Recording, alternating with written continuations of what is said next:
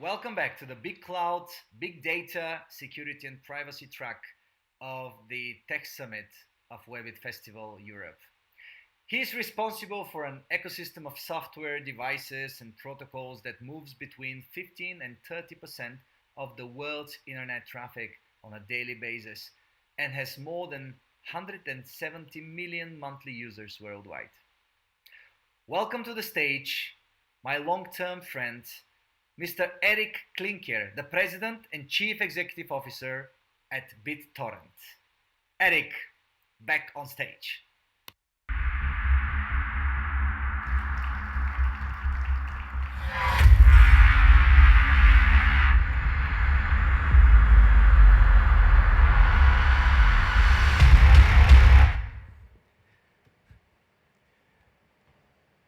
I don't know how many people have said this, but that has to be the coolest entry I've ever made onto a stage. It's great to be with you here. I think it's still in the morning.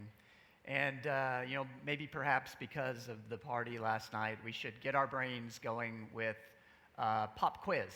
So group participation, we'll start with some really easy questions, and then maybe we'll amp it up a bit. So let's start with an easy one. How many of you have heard of BitTorrent?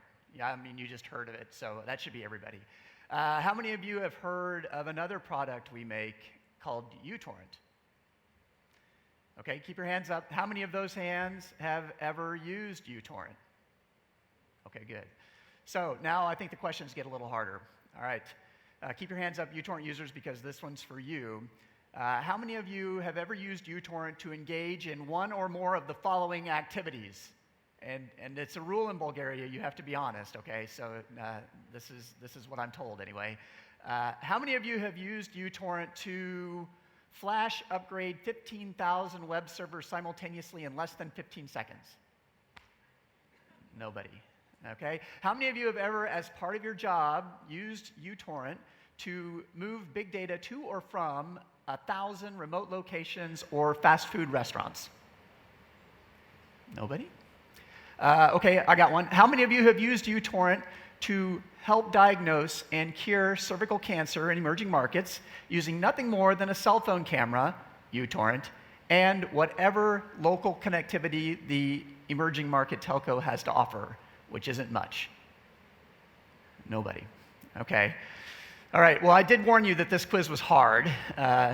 We started easy, got a little harder, but how many of you know that BitTorrent Inc. builds products for startups, for enterprises, for IT, for businesses, to solve all of those problems and more, and we actually have customers doing every one of those activities and more? Raise your hand. Anybody? Okay, so you see part of the challenge, I think, with marketing BitTorrent, because it really is a bit of the problem. I could be up here and I could be talking about almost anything. I could be talking about exciting topics like the media industry, or I could be talking about copyright law. Maybe that one's not so interesting. I could talk about very passionate subjects like the value of an open internet or the value of network neutrality. But I'm in the big data track, and I can't really talk about any of those things. But I can talk about the one thing that has empowered entrepreneurs the world over to create so much value and actually change the world. It's not terribly exciting, but it is the underlying technology that has made all those other stories possible, has made the BitTorrent story possible, has made your story possible. And if you think about where the internet is going next, it is unfortunately technology that will be called upon once again to help address some very clear challenges we see coming at us. And not just the challenge of the most boring title of a presentation. That is my obligation as being part of the tech track. That has to be done, I'm sorry. But it is also something that I endeavor to do to help you understand just how important this technology will be to solve some of these big problems going forward. And it starts with the driving force behind all of the internet and digital transformation that we're all seeing today, and that is Moore's Law. And Moore's Law stipulates, of course, that the devices that I connect to the internet will exponentially expand in capability over time. And that's great. That has made a lot of things possible. But the problem is that the things that make the internet itself, these workers are laying a cable across a desert in China. These things don't obey Moore's Law. They refuse to obey Moore's Law. And even if I replace shovels in China with backhoes in Manhattan, that same backhoe isn't going to trench twice as fast next year. It's going to do about the same amount of work.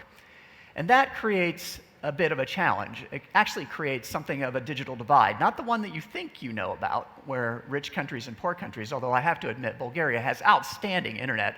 My God, I wish I lived here compared to what I get at home. But well, put that aside, this is a different kind of digital divide. And it is the divide of the devices that I connect to the internet rapidly outpacing what the underlying internet can deliver. And that puts a premium on efficient network utilization, a very rich premium that is only going to get bigger over time. Because if you think about the flip phone that I had just a few years ago and the amount of data that thing could generate compared to this like UHD shooting smartphone I've got in my pocket, that phone could probably create more digital content than the entire content industry could have produced in, say, like the early 90s. That's an incredible amount of capability that each and every one of us has in our pocket. That's made possible by Moore's Law. And if you're wondering why, if exponential growth in data is being represented by my graphic designer as a linear line, maybe it's a logarithmic scale would be maybe my guess. But that challenge would probably be addressable if that were the only thing we were dealing with. But unfortunately, it's being compounded by another force, an even bigger one, and that's the IoT era. And that era is coming. And that means that we're going to be seeing not just an exponential expansion in the capability of every device on the internet, but an exponential expansion in the number of devices on the internet. And you put these two together, and you begin to appreciate the kind of tsunami that is about to hit the internet. And it will be transformational. And the internet itself will need to transform as well. We don't have the means today, or at least not the way the internet currently operates, to solve these kinds of problems. We need to rethink a lot of what the internet is. And fortunately, we have some idea of where that solution could come from. And it comes from the early internet itself. And this is the WebIT version of it. I have an entire talk on this slide, but I'll give you the condensed version that goes something like this. The architecture of the internet did something very interesting.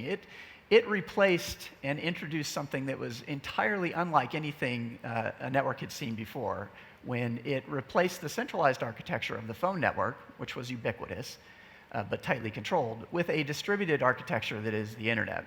And that, of course, unleashed all kinds of innovation and capability. By putting the power at the edge of the network, it gave entrepreneurs and entire ecosystems the opportunity to create value where you could never have done that in a centralized, controlled phone network. And that early example of what the internet could do, I think, begins to hint at what the future might hold. And you say the future, well, why isn't the internet like that now? And I think it's actually a bit of an irony that if you think about everything you do on the internet today, it has evolved over time. And for reasons, some good, some bad, almost everything from the cloud to social networking to search, with the sole exception of the users who raise their hands as uTorrent users, all of those applications look more like the phone network, if you think about it. They're all centralized, or maybe at best decentralized, a dizzying array of data centers. And centralized architectures, while good in many ways, do bring with them some downsides. They're slow, they're not terribly efficient.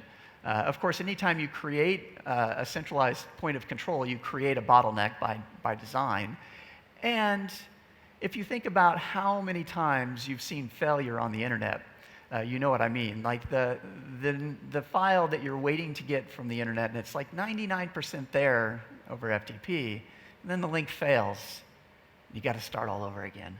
Those are the kinds of things that come with centralized architectures. But if somebody who's used BitTorrent, in contrast to, say, the web or FTP, you know that this is a very resilient protocol. It recovers nicely from these failures. It's very fault tolerant.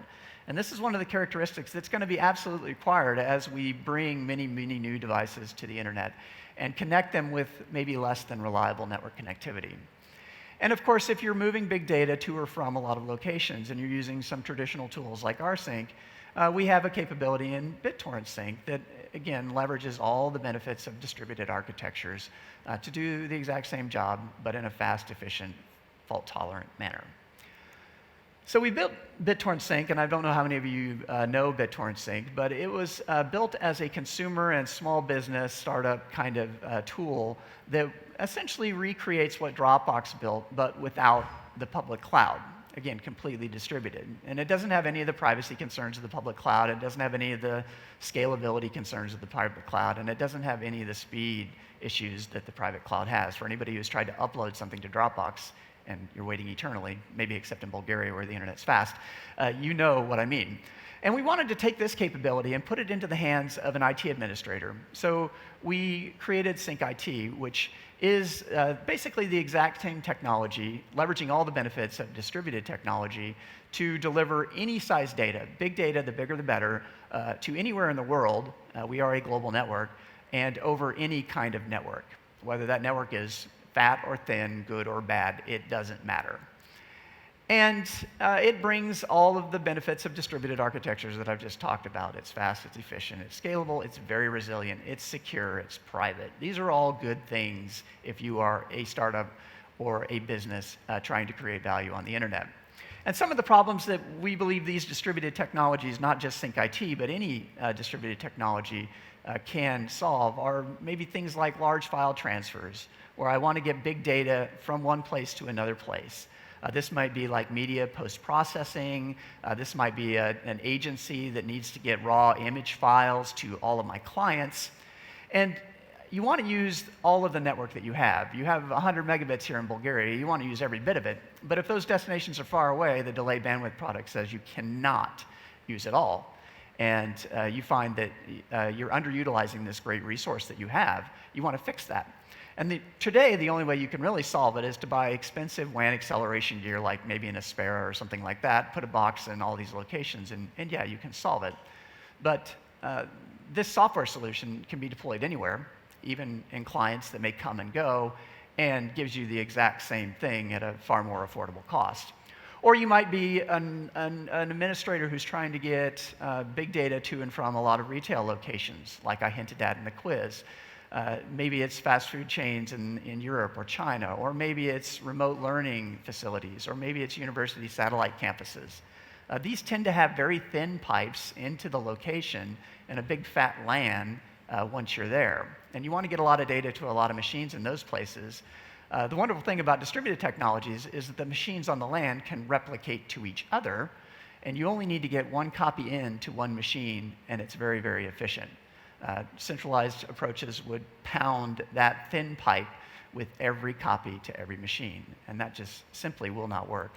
Especially when you think about emerging IoT applications, which I think are the most exciting, at least for me. And we have seen people embed BitTorrent Sync and even uTorrent in things that we would never have imagined.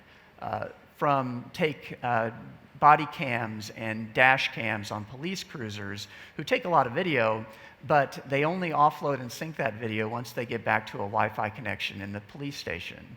Or maybe it's a logistics company that has data on every shipping container that, again, only syncs that data once the ship is back in port. Or a drone that only syncs the video off the drone when it lands and is connected to Wi-Fi. These are all emerging views of what the IoT ecosystem will look like. These are the challenges that the IoT ecosystem will face. Very unreliable networks, very intermittent networks, and yet many, many devices that may need to move a lot of data. And we think these are wonderful applications for distributed technology. But whatever your use case may be, and as a startup, I'm sure you're thinking about how I can use this distributed technology to move big data anywhere in the world and power my business. I'm sure your imaginations are vastly more capable than my limited view of this world. And I no doubt hope that when you are faced with your next technical challenge, you will choose the only viable solution for the future of the internet, and that is a distributed solution, maybe uTorrent, maybe BitTorrent Sync. And with that, I thank you very, very much.